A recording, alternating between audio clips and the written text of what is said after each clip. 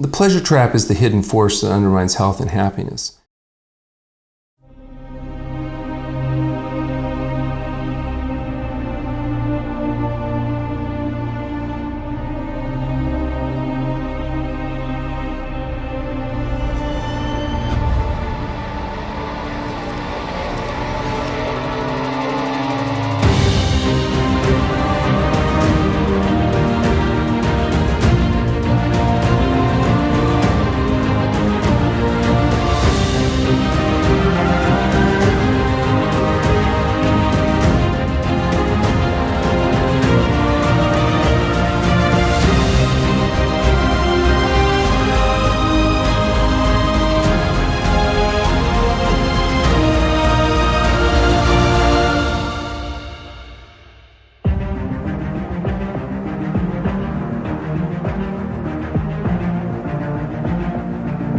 Hello and welcome back to I Thrive, rising from the depths of diabetes and obesity.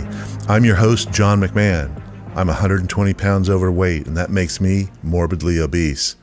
I'm also type 2 diabetic, with many of its complications, including advanced neuropathy and a lucky survivor of a silent diabetic heart attack. I'm on a journey to educate myself, make a plan, and execute a radical lifestyle turnaround, and this documentary is my invitation for you to come along with me.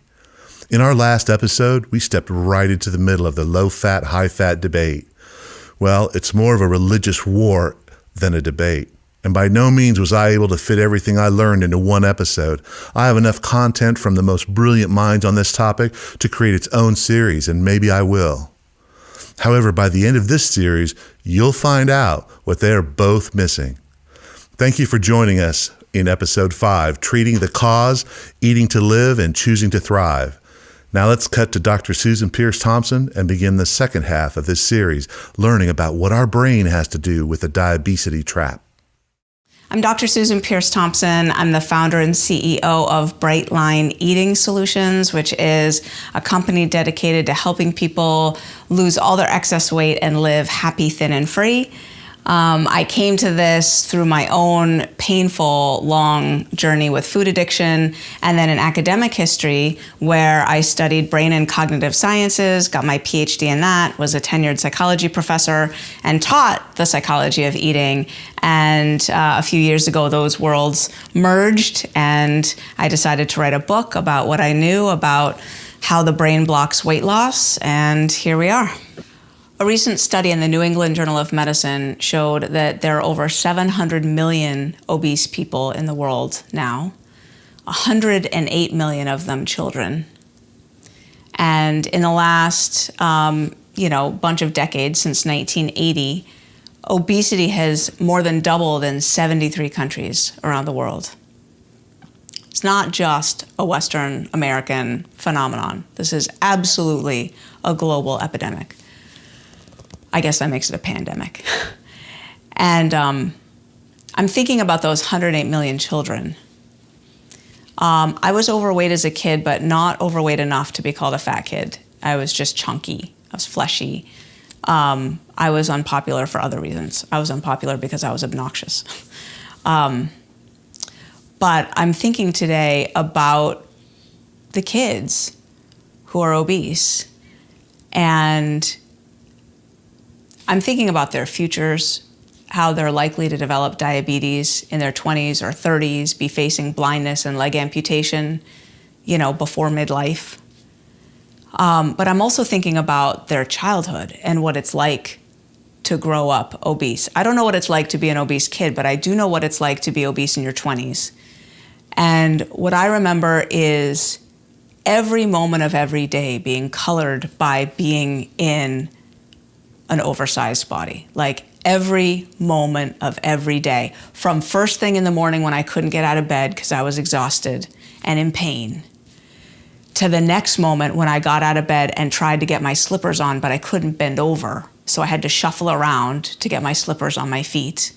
And it was very important that I have shoes that not need ties or buckles. Everything had to be slip-on because it was just too hard to bend over. to the activities that I restricted. I didn't want to go to parties. I didn't want to be seen by people. I didn't want photographs taken. I have no photographs of me at my highest weight. My best fat picture, and I wish I had better fat pictures now, is of me at a size 14, 16. I got up to a size 24. I don't have a single picture of it. Not one. Why? Because I was barely leaving the house. I was going nowhere with no one. I went to work because it was required, and I came home and I closed the shades and I ate. And I'm thinking about those kids and what it's like. Kids are so ruthless. I remember how painful 6th grade was for me. And to be obese in a context of the torture that kids put each other through, the ostracization, you show up at school and nobody's talking to you and they won't tell you why. For me, nobody would play with me. Like, I spent my lunch hours and my recess and so forth in the gym playing basketball with headphones on, with Prince music blaring loud in my ears. And I just got really good at shooting free throws. Like, nobody would play with me. And to have that be because of the way you look with the size of your body, and to know that at that point, the challenge is food is the only comfort, right? Food is the go-to. Food, for me, food was my friend when I was a kid. So what we're doing to our kids is unconscionable. It's unconscionable.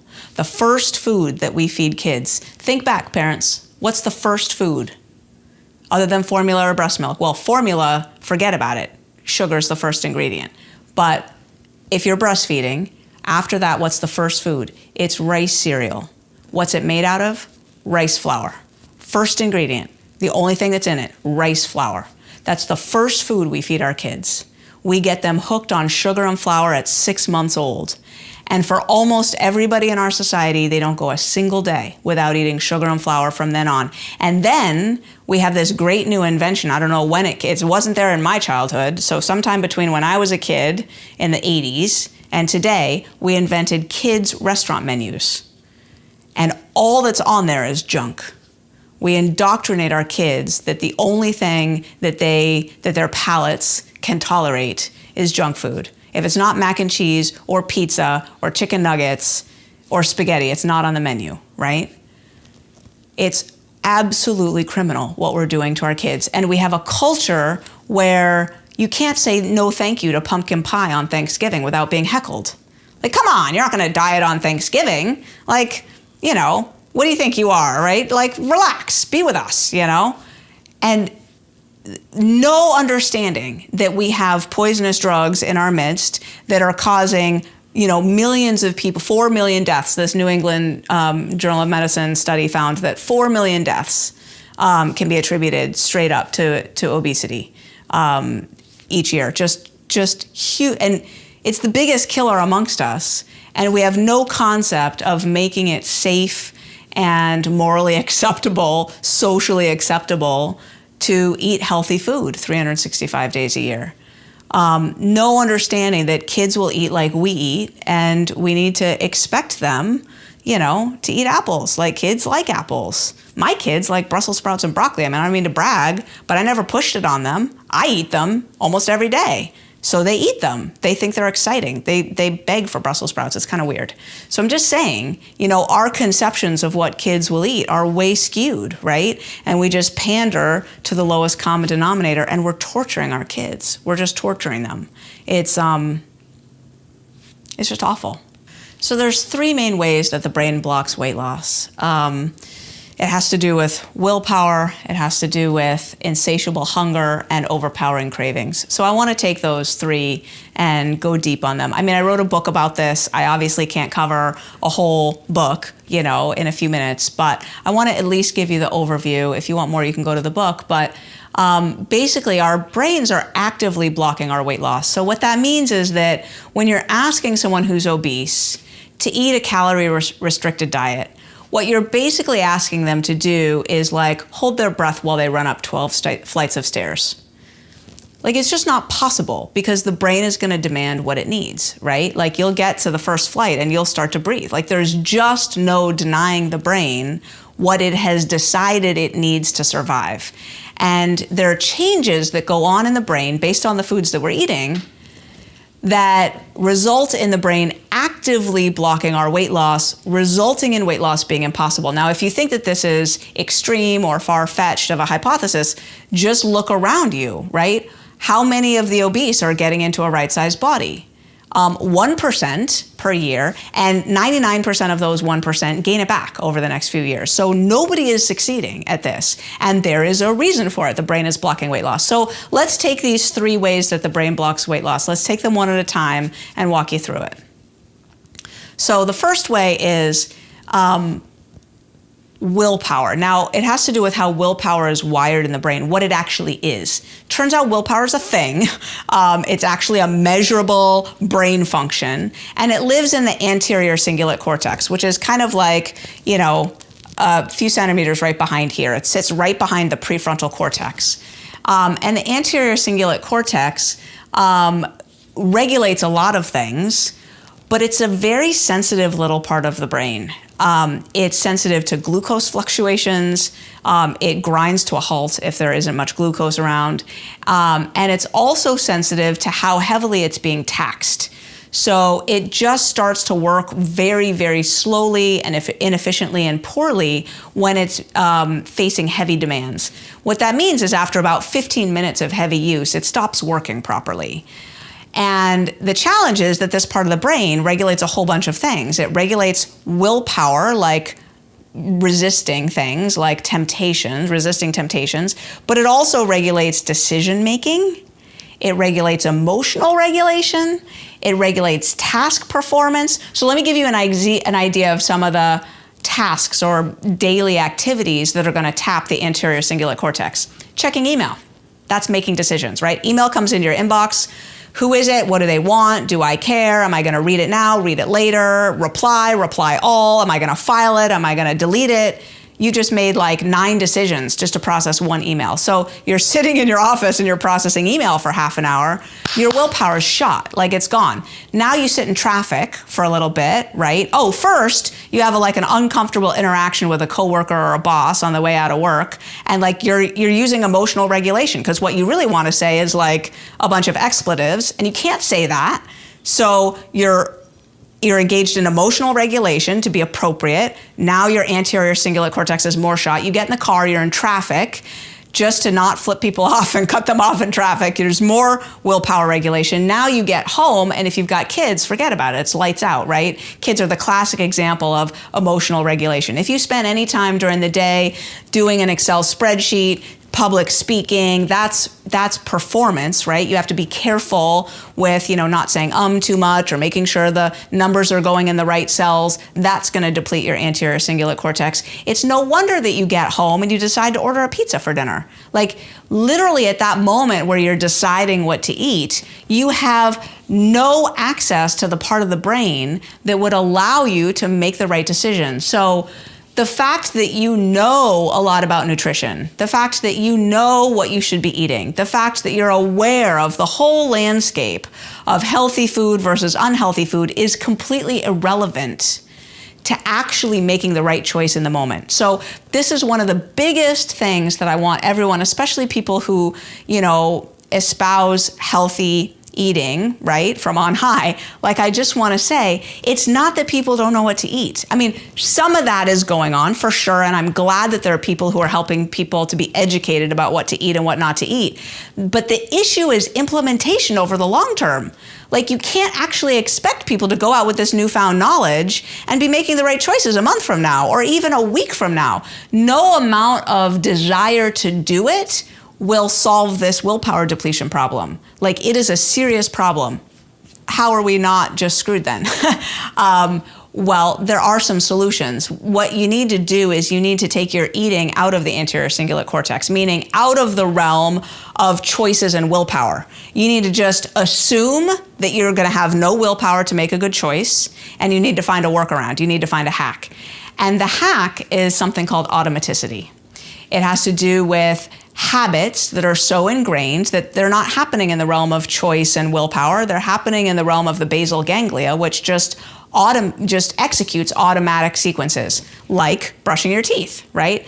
Isn't it amazing that you brush your teeth, whether you're stressed out or not, whether you've been in traffic or not, whether you're traveling or not, whether you're arguing with your spouse or not? It doesn't matter, right? You wake up, you brush your teeth, you go to bed, you brush your teeth. Now, some people are feeling guilty right now because 5% of the population doesn't.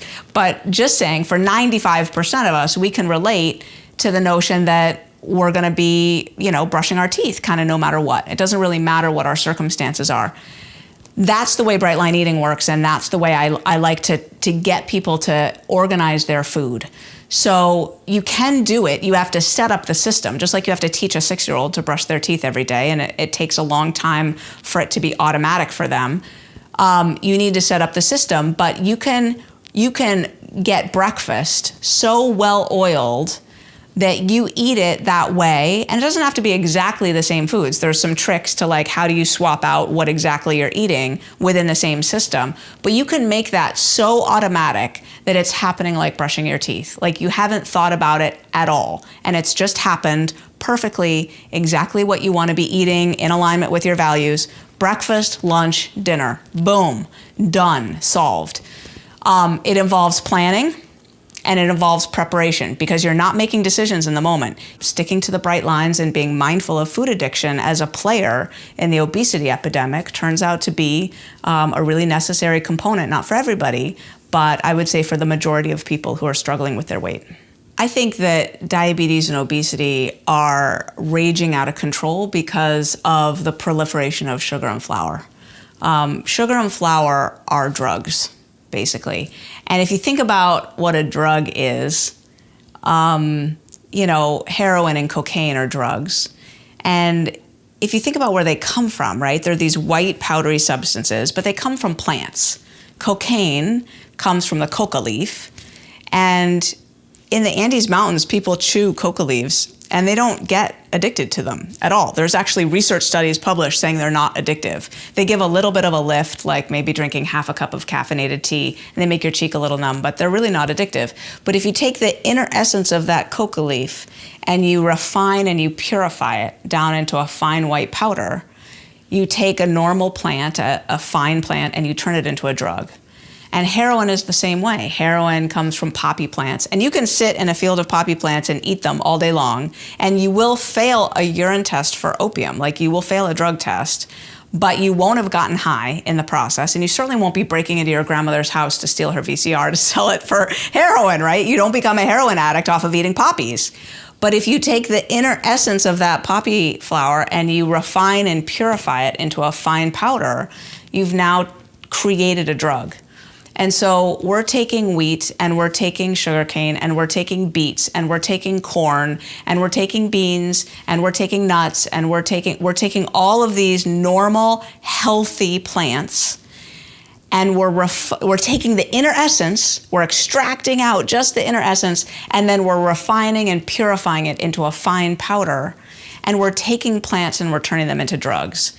And as a neuroscientist, I want to tell you that those drugs hit the brain just like heroin and cocaine. No difference. We have brain scans of it happening. It happens in the nucleus accumbens, which is the addiction reward center in the brain. We have brain scans of the dopamine surging in the nucleus accumbens from sugar and flour, just like with heroin and cocaine. We also have brain scans of the downregulation in the obese person of the dopamine receptors in the nucleus accumbens, showing that their dopamine receptors are so blown out, they've thinned out, they've become less numerous, less responsive, and in a brain scan, the obese brain looks worse than the cocaine and heroin addicted brain. Worse.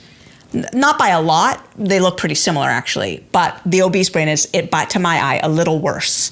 Like very little dopamine response, which means that without sugar and flour, in a steady stream, essentially, you feel itchy, you feel needy, you feel irritable, you feel not okay, and you're eating more of that food, not to get high at all, to get normal. Like you need that food to get some relief, to get back to normal, back to baseline. So I think obesity and and its consequent diabetes, right, the sister disease, are escalating because of the proliferation of sugar and flour. Right now in the United States, 80% of the calories in the supermarket are laced with added sugar. I'm not talking about the lactose in milk, and I'm not talking about the fructose in whole fruit. I'm talking about added sugar. I'm talking about cane syrup or, maltitol, like whatever. Any added sweetener added to our food to make it sweeter is going to have the same impact. And, sugar and flour are dose-dependent drugs. Sugar is a chronic dose-dependent hepatotoxin.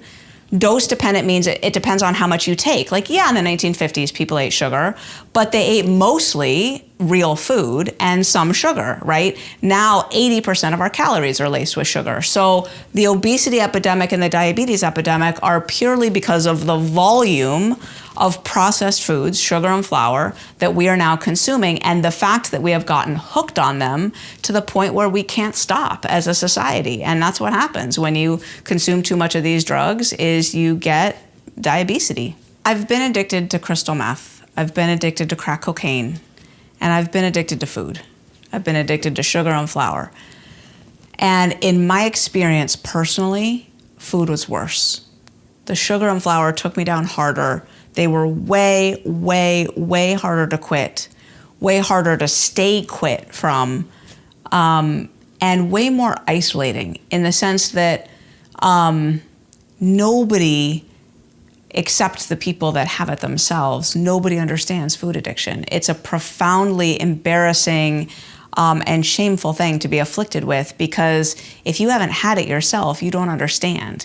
When you're trying to explain to someone, no, I can't eat that cookie because, frankly, you don't have enough cookies on that plate for me, like there's 30 people here and there look to be about 40 cookies there. I want all of them, and, I don't want to stand here putting cookies into my mouth, wondering who's noticing. There's 10 left on the plate. Can I go grab another couple before anyone else notices? Oh, now there's 3 cookies left on the plate. Can I swoop all of them into my purse and then go into the bathroom and eat them sitting on the toilet? These are the thoughts of a food addict. Nobody else gets that, right? The cookies go around and other people are like hardly noticing them, maybe grabbing one, putting it on a napkin, half eaten, continuing their conversation. The brain of a food addict is completely different. And there's something about the saboteur that goes along with food addiction that drives you to isolation. It just wants you to be alone. It wants you to pull down the shades. It wants you to just hide and procrastinate and eat. Just shut out the world, maybe watch TV, maybe grab a book. Those are allowed in the cave, but nothing else is allowed in that cave. You don't want to answer the phone. You don't want anyone to come over. If you've got a spouse, you wish they would leave. You want them to go on a trip. And it's just hide, procrastinate, and eat. It's in my experience, and I've been addicted to just about everything, it is the most profoundly isolating, shameful, hidden disease there is. And it lives out in the world, right? You walk among people and you're eating with them, but the reality is you need more and you need them to go away so you can keep eating. Susan's personal story of addiction moved me deeply. It was the words and the phrases she used and the look in her eye. I could tell she'd been down there in that black well where I've been. Have you been there? I scored a perfect 10 on her addiction susceptibility test. Did you see yourself in any part of her story? I did. I had to stop filming and pull myself together during the interview. And I know at least some of you could also relate to her story by the comments that keep flying in.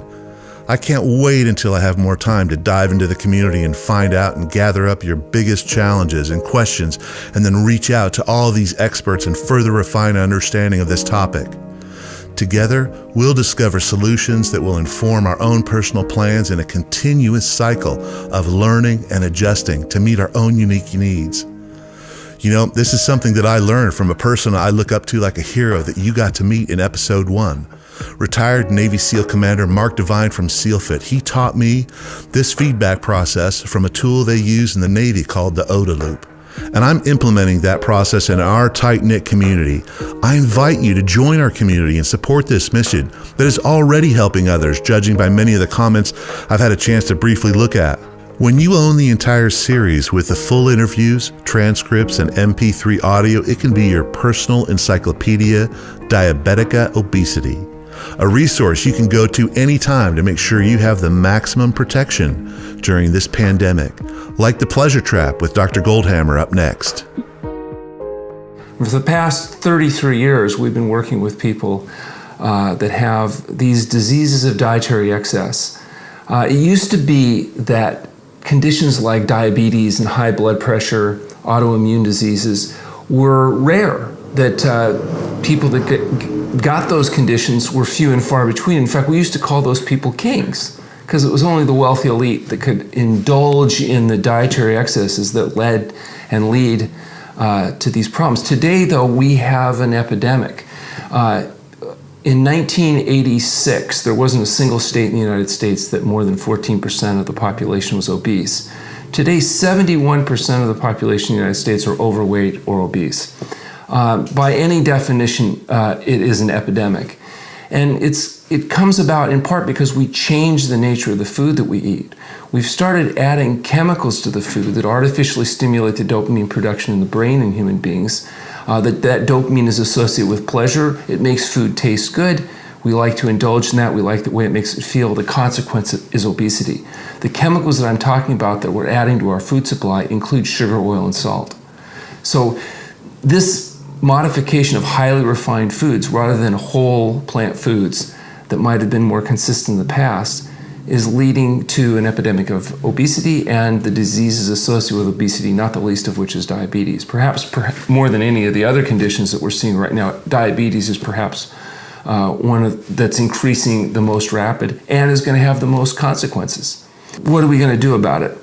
Ultimately, since dietary excess is the fundamental contributing cause of the condition, getting rid of dietary excess is going to have to be the fundamental intervention that's necessary to reverse the epidemic. And that means we need to change the nature of what we're eating.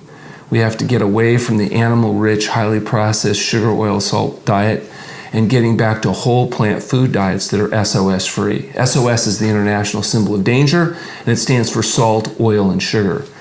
And so for most people, because 92-93% of the calories that are consumed come from animal foods or highly processed pleasure-trapped chemicals, the idea of giving up animal foods and salt, oil, and sugar seems overwhelming because essentially you're giving up almost everything that most people are used to eating. And getting back to eating things like fruits and vegetables, starches like potatoes and sweet potatoes, minimally processed grains like rice and quinoa, beans like lentils and peas, perhaps small amounts of nuts and seeds and other richer plant-based foods. This kind of dietary change is really radical. And I believe radical comes from the word radicus, which means root or cause. And so ultimately we do need a radical change if we're going to expect to see a major change in the health conditions of the people in our society. Making token changes, changing the color of your meat from red to white isn't going to do the job. You're going to have a wholesale change, giving up the animal foods, the highly processed chemicals added to food, and in turn adopting a whole plant food diet. The pleasure trap is the hidden force that undermines health and happiness. It's the reason why people are fat, sick, and miserable. And the pleasure trap essentially is the artificial stimulation of dopamine in your brain from exogenous stimulation. An example of that are the chemicals added to food, things like sugar, oil, and salt. Because we evolved in an environment of scarcity, human beings are intimately concerned and exquisitely designed as energy-conserving calorie detection devices. In the world of our ancient ancestors, the majority of people didn't survive, so they never passed on their DNA. The people that survived, the winners, are your relatives. And they had certain characteristics that allowed them to get enough to eat and not get eaten. And part of that ability was to be able to tell the difference between valuable foods, i.e. foods with high caloric density, and less valuable foods, foods that have lower caloric density. Because the ones that could tell the difference, they got enough to eat. The ones that didn't make it. So you're imbued with a design that's very sensitive to this issue of caloric density, and in a natural setting it works great. You eat as much as you can, whenever you can, of the most concentrated foods available, and if you're really lucky, you'll live to reproduce. In the modern world, we've changed the environment because we've introduced these highly processed, concentrated foods. And now our instincts, which obviously haven't had enough time to catch up from an evolutionary standpoint, lead us astray. So if you eat as much as you can of the most concentrated foods that you can, you end up like the 71% of Americans today that are overweight or obese, because you will overconsume those foods. Now, in a natural setting, it's not that you would have eaten concentrated foods, but they were seasonally limited. You were circumstantially limited. So the idea to achieve and maintain obesity would have been exceptionally rare. And now it's almost unavoidable unless you're aware of the pleasure trap, unless you're aware of this hidden force that undermines health and happiness. So to escape the dietary pleasure trap is particularly difficult. It's not just a question of recognizing it.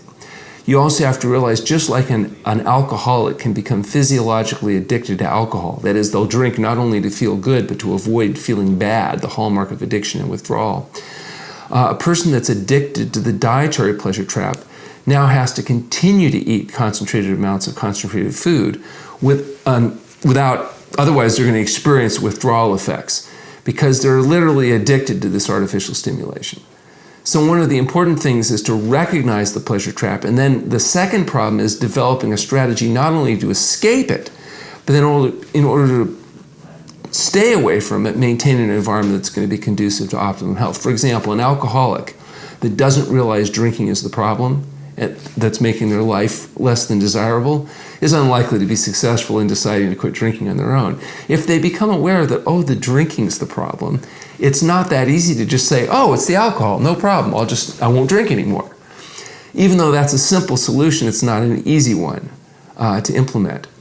Once a person decides to quit drinking, and if they're successful at quitting drinking, they still have to stay successful. For example, you don't tell most alcoholics that the first job they should take once they become sober is to be a bartender. And the reason is it's harder to make 20 decisions a day not to drink than to make 1 or 2 decisions a day not to drink. So it's probably not the best job for the newly sober alcoholic to put themselves in an environment of constant temptation. But that's exactly what we do with people that are trying to lose weight. We don't put them in an environment that's supportive. We put them in an environment where everywhere they go, everybody's trying to give them cupcakes and fast food, and they're venting fumes down to the street, and all the quick, fast, easy, simple stuff is concentrated, highly processed, pleasure trap, chemicalized foods. And on the other hand, if you want to eat healthy, you have to go and shop and chop and put extra effort in. So everything's set against you to be successful, which may be why the success rate for people trying to lose weight is exceptionally low with conventional standards, because it's equivalent to telling alcoholics, well, look, just drink beer and wine. You don't tell alcoholics that they should stop drinking hard liquor, but it's okay to drink beer and wine, because it doesn't work. And it doesn't work to tell overweight people to keep eating the chemicals that are fooling their brain that led them to the obesity. What works with alcoholics is to tell them to stop drinking and help them develop a strategy to not drink each day. And the strategy that I found is most successful for people that are overweight or have conditions like diabetes is to help them stop eating the chemicals that are fooling their brain and adopt a health-promoting whole plant food SOS-free diet and support that each and every day. And what's amazing is if people adopt those principles, they get very consistent, predictable results. This is not a mysterious condition that's untreatable or unknowable. This is a well-understood, straightforward treatment protocol. It's just difficult to do, not because it's complicated, but because we live in a world designed to make us fat, sick, and miserable. In the world of our ancient ancestors, getting enough to eat and not getting eating was the primary biological imperative of life, and it was very difficult. And in fact, the majority of people that were ever born on this planet never survived long enough to reproduce. They're the losers. They're not the winners. Your relatives were the winners. They were the few that managed to survive. If you think about it, if your parents hadn't survived, you wouldn't be here. If your grandparents hadn't both survived, you wouldn't be here. If your great-grandparents had, if any one of your relatives for 1,000 generations hadn't made it, you wouldn't be here. You're the end result, the piece de resistance of a long chain of successful reproduction. And those characteristics that worked so well for your ancient ancestors don't work quite as well for you today because we changed the environment in which you live. But your genes are the same. Your biological programming is essentially the same. And as a consequence, the instincts that allowed your ancestors to survive can short-circuit your success in the modern world. And that's why we have to take a look at our diet and lifestyle issues and realize that, yes, the biology says eat the most concentrated foods you can get your hand on, eat as much as you can and push everybody else out of the way, may not be the best strategy today for you to adopt a health-promoting diet and lifestyle. There's a lot of old wives' tales out there about how dietary patterns or frequency is going to affect your metabolic rate and all the rest of it. And most of these changes in metabolism are transient. They're not sustained. For example, right now there's a lot of different strategies that people develop to try to enhance weight loss. For example, intermittent fasting or limited feeding windows. They believe if they limit the number of hours a day in which they eat by not eating, say, too early or too late at night, they may affect their ability to sustain weight patterns. And in that, different people may find various strategies helpful, but the single biggest variable is going to be, what are you eating? And if what you are eating are whole plant food that is free of the addition of salt, oil, and sugar, it's not going to be so critical about what you eat, how you eat, which 3 meals a day, 5 meals a day. That's not going to be the dominant rule. The big thing is what you're eating. Now, I'm not saying that some people, despite eating a whole plant food, SOS-free diet, won't get additional benefit from further manipulations in their own lifestyle and strategy, and that's fine. But let's not lose sight of the fact that the vast majority of the effect size that's going to determine your weight, your health, your ability to deal with your conditions is going to be what is it you put in your mouth, more so than necessarily the order you put it in or the hours you put it in, but what it is you put in. So the thing about willpower is that willpower, even if you're effective, is exhausting. It takes tremendous amount of psychological energy to resist temptation. It's much more efficient for most people to try to change their environment, i.e., don't bring highly processed foods into the house where in your moments of weakness you're going to indulge. People eat because they're tired. And so if they eat when they're fatigued and they feel better, they make an error of attribution and decide, well, they must have been hungry, when really what they should have done is gone to sleep. They eat when they're angry to feel better. People don't like psychological pain, so they'll eat to try to override the psychological pain with some physical pleasure. They're trying to stimulate dopamine in their brain. When I try to tell patients, they say, oh, I only eat chocolate when my husband makes me mad. And I'll say, well, if he makes you mad, sit him down and make him eat the chocolate. Why should you suffer? The idea being that we want to, if we're angry, let's dissipate our anger with exercise or a walk. If we're tired, let's go to sleep. And if we're hungry, then whole plant food without salt, oil, and sugar will meet your hunger needs. Now, some people say, well, I'm not hungry for whole plant foods. I'm only hungry for, peanut brittle or ice cream or something. That's not true hunger. That's appetite. And so there it's a sign for people that if you're hungry, but a whole plant food won't take the edge off that hunger, that's not hunger, okay? You're eating for all kinds of other reasons. May not be the very best strategy. If you eat enough low-density, high-nutrition foods in your diet, there's really not that much room left for other stuff, and it makes it much easier to make the decisions to not indulge. When is it hard to make good decisions about food? Is when you're hungry. When your brain is telling you that you're depleting your strategic fat reserves. Your brain's not that thrilled about you losing fat. You may think you want to lose fat, but when you're losing fat, your brain is saying, hey, what are you doing? We're hemorrhaging strategic fat reserves. You stop that. And go get me something to, normalize my blood sugar levels, impact my insulin, and get us back to normal. It'll be much happier if you're stable, wherever it is. Your brain is thinking, we worked hard to store all those fat stores, and now you're just frittering them away. Spring's going to come late and you're going to die. So you got to remember, you're fighting 1 billion years of evolution here, too. It's not just your environmental situation and your social situation. There's complex factors at play here that are trying to undermine your success. You can see it as kind of a war. And so you have to be prepared to fight those battles. And one of the ways you can fight this battle is by trying to control your environment. Make sure that in your home, health promoting choices are easily available. That if you have, to make an exception, make it not at your place of work or at your home. Make it where it is an exception. If you bring those exceptions into the house, it's not going to be long before those exceptions become the rule. The higher the caloric density, the more dopamine is stimulated in the brain. For example, if you have salad, it has 100 calories a pound. So your brain says, oh, salad, 100 calories a pound. I would need to eat 20 pounds a day to survive. If I started eating a salad at 6 a.m. and I ate all the way through the day and all the way through the night, I still could not get 20 pounds of salad in, which means I'm not going to survive on salad alone. If all I'm eating is salad, I'm going to die. So your brain knows that, and your brain's not stupid.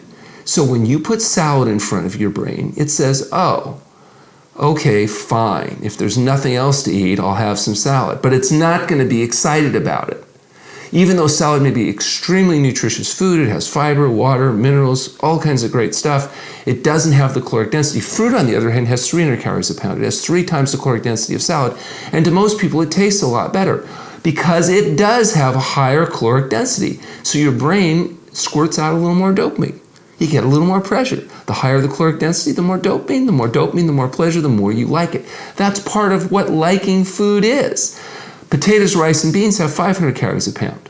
So you only need 4 pounds of those a day to survive. And, although it still takes quite a bit of time to get it in, you can do it. Something like ice cream has 1,200 calories a pound. Okay? Massively more caloric density than you'd get from whole natural foods. And you like it more. It's interesting, if you take ice cream and melt it down to room temperature, it's described as sickly sweet. It's so sweet it tastes sick. But when it's cold like ice cream, it tastes really good to people. Well, why is that? It's got the same amount of sugar, but when it's cold, you can't taste it.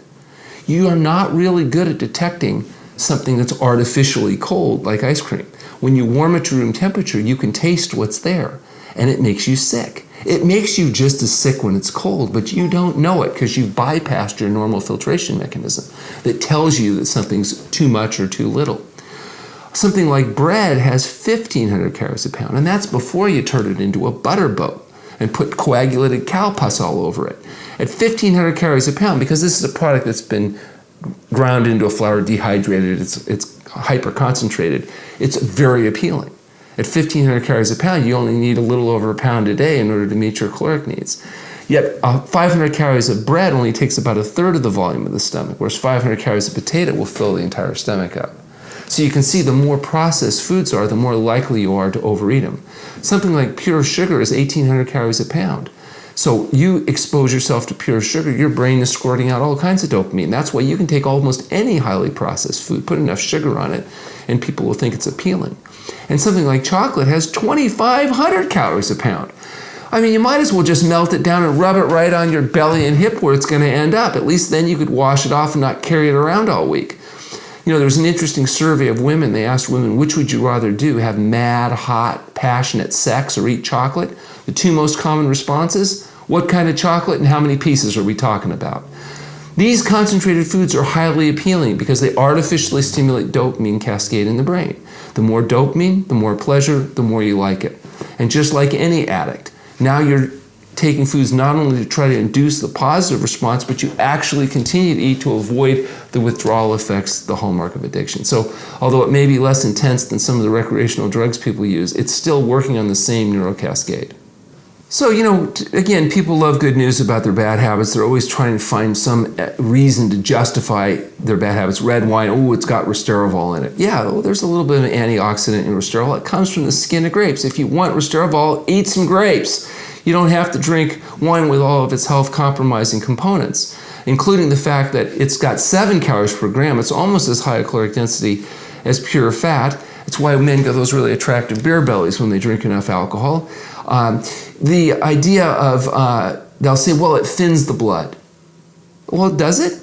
Yeah, it turns out alcohol has an effect very similar to aspirin in thinning the blood. So if you're on a greasy, fatty, slimy, dead, decaying flesh diet at high risk for a clotting stroke and you drink alcohol or take aspirin, you may have a slightly lower risk of a clotting stroke. What they don't tell you is it may increase your risk of a hemorrhagic stroke, and it doesn't appear to reduce your all-cause mortality. So if it's important to you that you die from a hemorrhagic stroke rather than a clotting stroke, maybe it has some role in your program. But overall health, let's not pretend that just because people try to come up with some good news about their bad habits, or that there's something that makes this somewhat less bad than something else, it rises the level of being health promoting. It's not true. What we don't want is health foods, things like dark chocolate and red wine and coconut, whatever. What you want is healthy foods. Fruits, vegetables, grains, legumes, nuts, and seeds. Whole plant foods free of added salt, oil, and sugar. The idea that these problems are being passed on to our children, that they're adopting these highly processed food diets, makes healthcare a growth industry, literally. Because what you're looking at is going to be an epidemic of chronic degenerative diseases, particularly conditions like diabetes, that are going to have devastating effects on whatever healthcare system we decide to put together, whether it's 1-payer, 4-payer, 6-payer. I don't think it will pale in comparison to the importance of actually trying to treat health promotion. If we really want to do something about healthcare costs in the United States, we need to start teaching health promotion, trying to teach people what they're going to need to do to get healthy and stay healthy. And because no amount of medical care is going to answer that problem. We spend 2.5 times as much per person on healthcare in the United States as they do in Europe right now, but we're not living longer and we're not living better. If you look at life expectancy and healthy life expectancy, both of them pale. So either it's not that we're not necessarily spending enough money, but what we're spending the money on may not be on the right area. And I believe that one of the areas that we're deficit in is health promotion.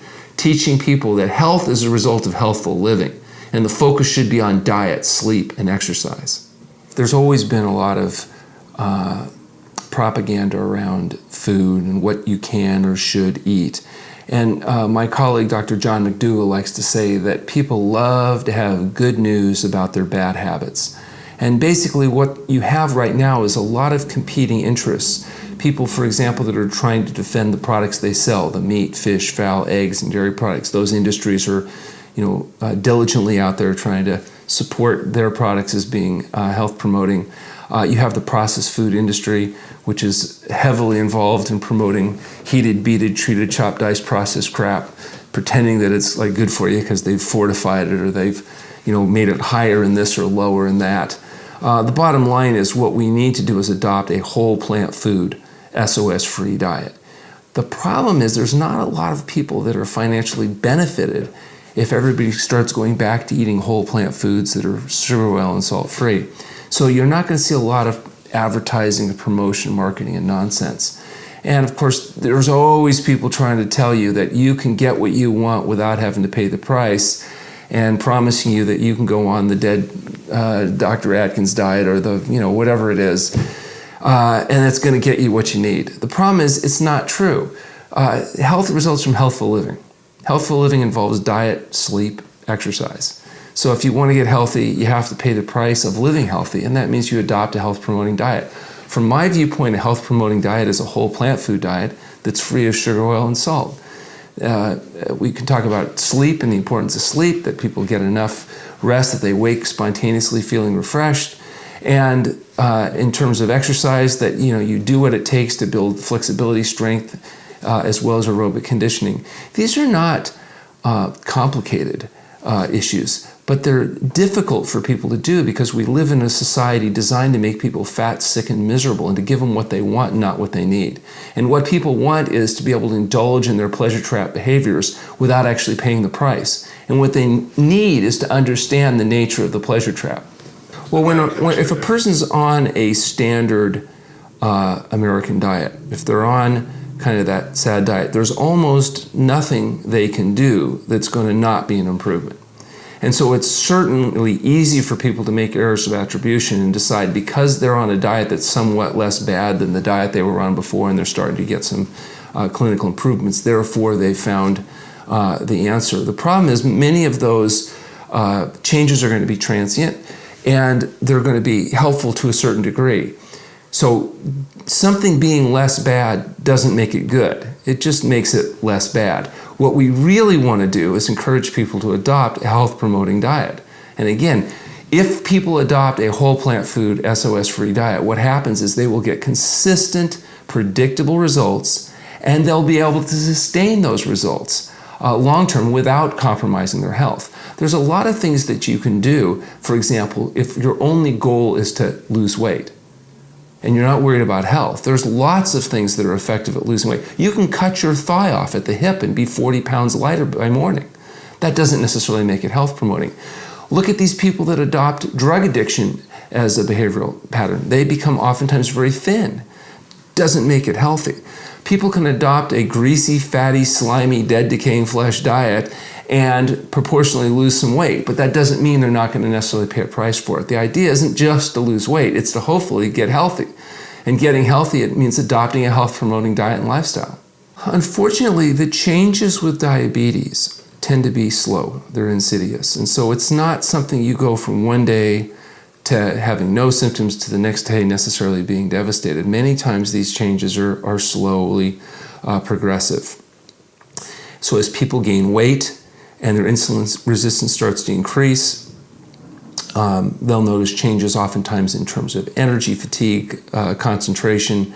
Eventually, as the problem gets worse, they may notice urinary frequency or dysphagia. They may notice increased appetite, an aberrant appetite. They may have problems with emotional volatility, vulnerability to infection. They may have wounds that stop healing as well. Objective changes begin to show up. Blood sugar levels rise. They may begin spilling sugar in their urine. Eventually, neuropathy and other neurological changes may occur. And of course, there's dramatically increased risk for heart attack and stroke, and probably also for some forms of cancer. So these changes can take years or decades before it becomes obvious. And a lot of times, people don't necessarily make the connection between the symptoms they're having today and their diet lifestyle choices that they've been making for weeks, months, or years. It's often not just diabetes either. There's other things associated with this syndrome, including their blood pressure start to rise. They notice changes in all types of functions. And sometimes it's not until a person experiences some functional change that they're particularly distressed about that they'll be motivated to necessarily take action on it. I hope you appreciate the power of the pleasure trap like I do. Later in this series, you're going to find out 3 more traps that our genes have in store for us and how to beat them. Right now, I've got a special surprise for you, a bonus episode. We'll get this out to you at the end of the series. Yes, episode 10. Last night, I looked at the comments flying in after episode 3 and 4. I felt all the confusion and fear, even saw some hostility, and I get it. Believe me, I do. I felt the same confusion too, and this is why I'm on this mission. I was angry and afraid of what I didn't know, or afraid to find out what I thought I knew might be wrong. And I had wasted my precious life energy, putting my life at risk. So I stayed up all last night to put this bonus together for you and get it to Vince to edit. Right now, Vince is busy with me rushing to get these episodes out to you before we feast like wild dogs at Thanksgiving and fall into a diabetic coma like bears in the winter. No, just kidding, you better not. Look, now I'd like to continue extending my invitation for you to join this movement and support this mission.